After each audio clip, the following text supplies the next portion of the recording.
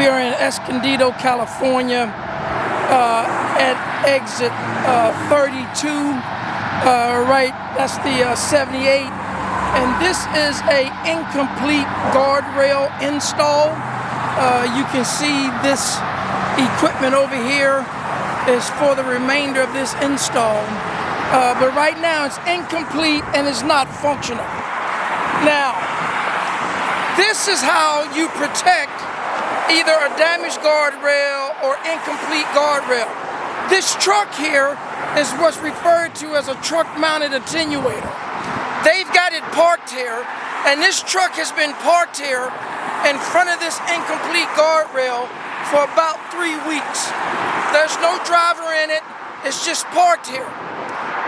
On the back of this truck, you will see that they have 2 crash cushions on the back.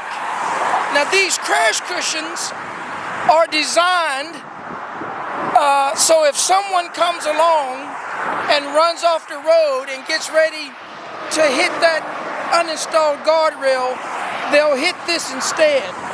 These crash cushions, these are actually called Scorpion 2s, are designed just like guardrails or attenuators that you see on the side of the freeway.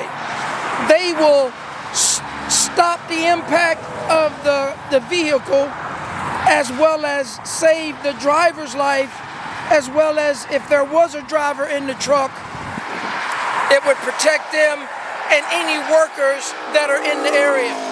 So this is the proper way that damaged and incomplete guardrails should be